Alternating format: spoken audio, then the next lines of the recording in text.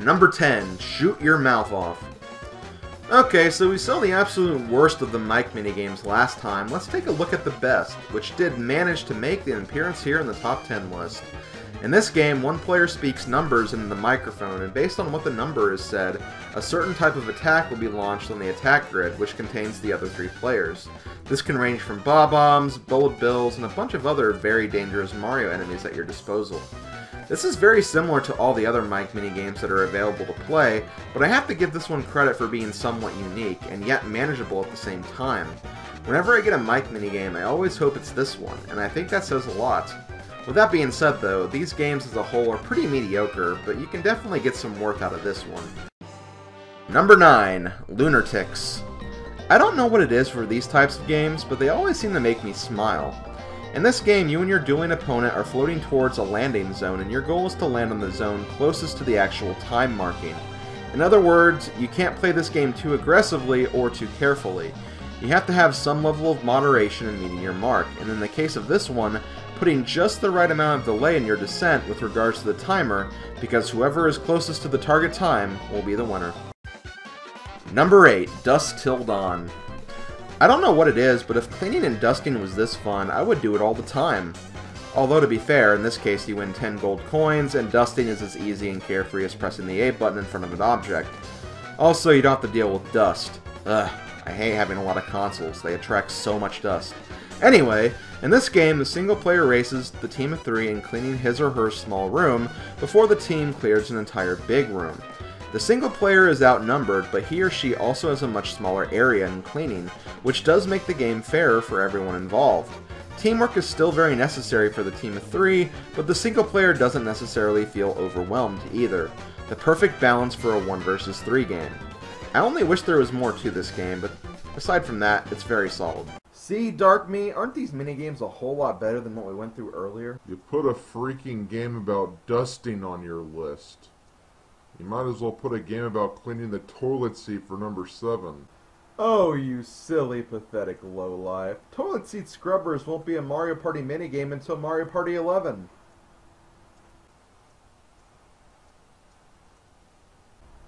Fine, you uptight little... Number 7, Jump the Gun.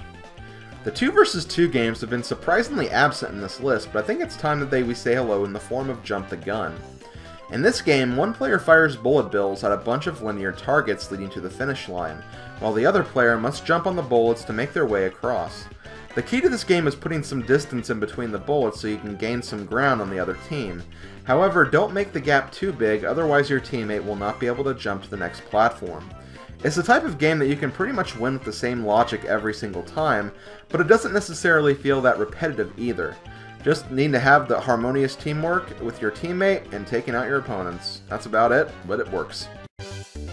Number 6, Pixel Perfect. For those that watched the Mario Party 6 playthrough of mine, you are probably surprised to see this game so high on the list. Truth be told, I actually really like this game, but when you get matched with some terrible AI, it can be a bit of a train wreck. In this game, you are given a pixelized portrait of an object, or rather part of an object. Your goal is to make your playing field match the picture on the screen, and every time you do, you get a point. After getting 3 points, you are the winner. The key to this game is to focus on one side of the board while your partner focuses on the other part. When they don't do this, you will have absolute chaos and hell. Otherwise, this is a really fun game that I love playing with friends.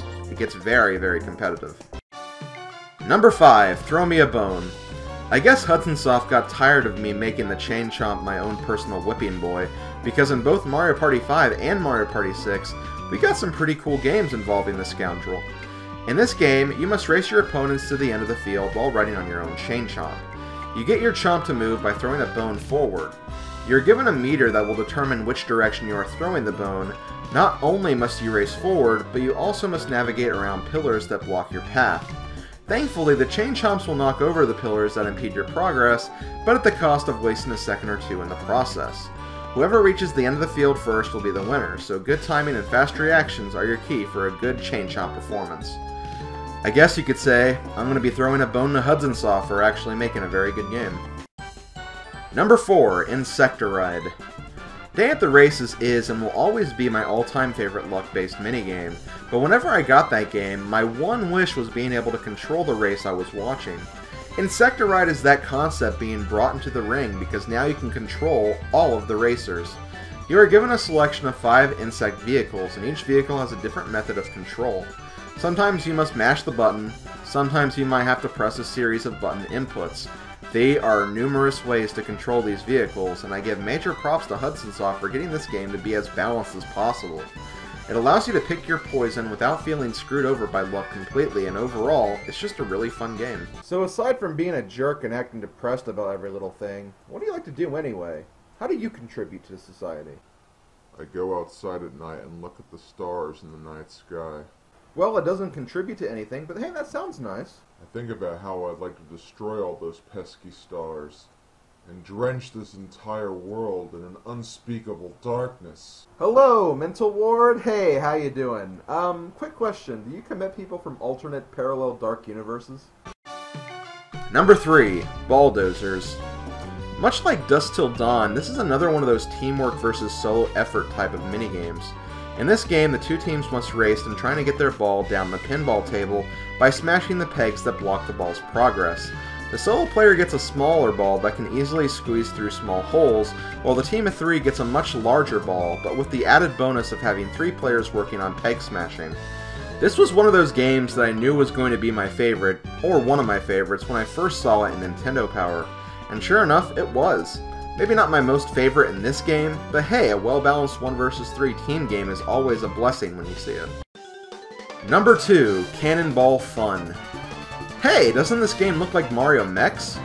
Okay, so as I expected, there was some controversy over my number 1 pick in Mario Party 5, with some people really feeling like Mario Mech should have been number 1 instead of Hydro Stars. However, I will remind you that this is my own personal opinion, and to be honest, that result was really close as it was. I wasn't lying when I said that. It's one of those cases that honestly came down to a personal choice, because if I ended up scoring the 2 games, I think they would have had the same score. I say that's also the case for Mario Party 6 as well. Cannonball Fun is a lot like Mario Mechs, with the exception that it's now a 4-player game as opposed to a 1 vs 3. The goal of this game is to gun down your opponents before you get gunned down yourself, and the winner being whoever remains.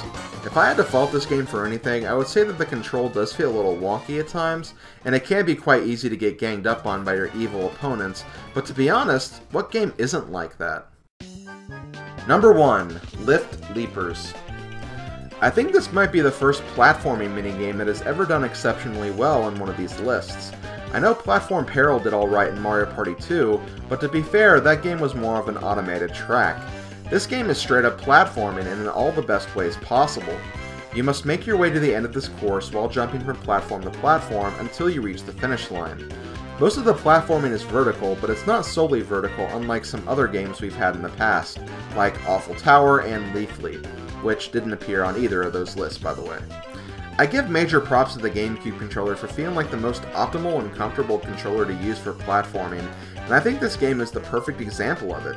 It's fun, it's competitive, it's my pick for the best minigame in Mario Party 6. So overall, Mario Party 6 did a great job in minigame selection. Almost everything on the list is above average or average, with the exception of a few games on the worst list that were below average and the 4 or 5 games at the very bottom that were absolutely unbearable and excusable. However, Mario Party 6 did something I find to be a bit controversial when it comes to classic Mario Party, but we won't see that until tomorrow when we get to the boards of this game. This has been SlimKirby. I'll see you guys tomorrow. Later, folks.